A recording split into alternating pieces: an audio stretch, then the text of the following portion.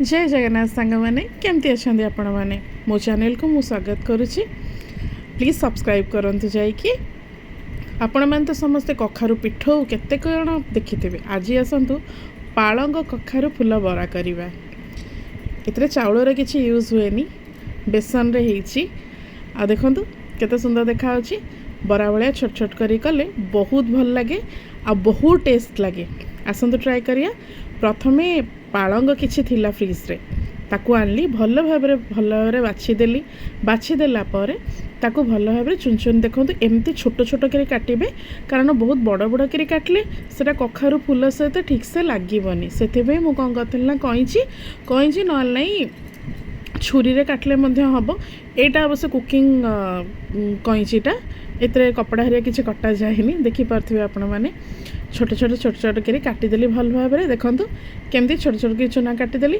एबे मु कौन करथिल ना रसुण पाखुड़ा 7-8टा देखंतु ताकू टिके दर छेचा कर देथिली। पूरा छेची नथली, खाली जस्ट टिके टिके छेची देथिली। देखंतु एई भलिया छेची देथिली। एबे पियाज चुन चुन करी गोटे पियाज चुन चुन की काटी देथिली। काट देला परे सब जिंस को मिसई देबे। मिसई देला परे पियाज रसुण पालंग एटा को मुझे कौन स्पून साहाय्य ताको भल भाव में मिसई देली। मिसई देला परे एबे थिला लुण पकेयार बारी। लुण आपण माने टेस्ट हिसाब रे आपण माने जेमती भी आपणकर हिसाब पकई पारिबे। मु गोटे स्मॉल स्पून ही पकई थिली। पकई देला परे सेटा को भल भाव में गोळेई देली। एटा एथिपे गोळेली कारण साग तार किछिटा पानी छाड़े। साग को आपण मैंने जिते धोईकी निगाड़ी काटले साग को आप काटी सारा पर देखिथे से पानी बाहर। एबे कखारु फूल को जो आनी मार्केट रू किणिकी ताको भल भाव में पानी रे बुड़ेकी भल भाव में सफा कर देइथिली। एबे बेसन पकेइली। बेसन जो पकेइली बोधे हुए मु 1.5 कप बेसन नहीं।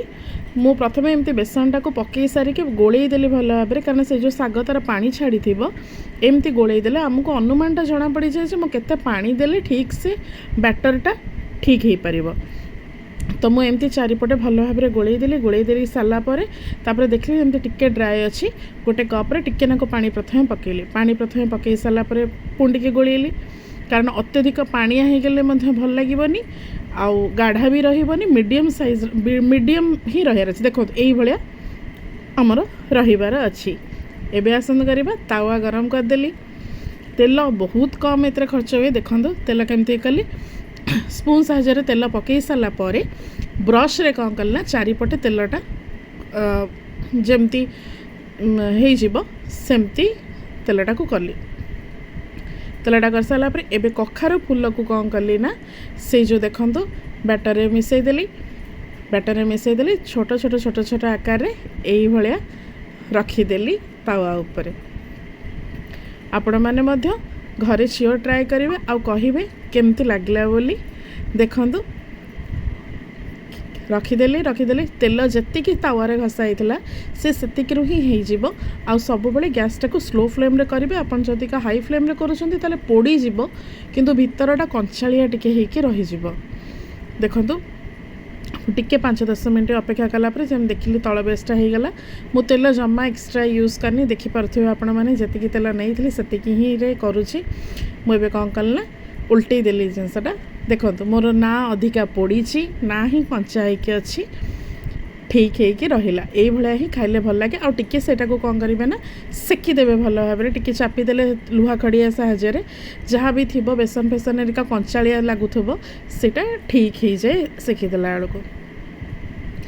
मु प्रथमे 3टा करके ट्राए करी घर लोक खुआइली। घर लोक कहले बहुत ही बढ़िया लगुच, बहुत भल टेस्ट लगुला। यहीटा करिया द्वारा आपण माने आयरन माने आमर पालंगरे आयरन थाए। आयरन मध्य आपण माने पाइले तेल अधिका खर्च हैला नहीं। घरे मध्य एटा को नॉर्मली भाबे आपण माने ब्रेकफास्ट रे भी खाई परिबे। चाहिले हम माने गरम भात रे भी खाई परिया, पखाला भात रे भी खाई परिया। देखंतु केते सुंदर भाबे हैला। जय जगन्नाथ।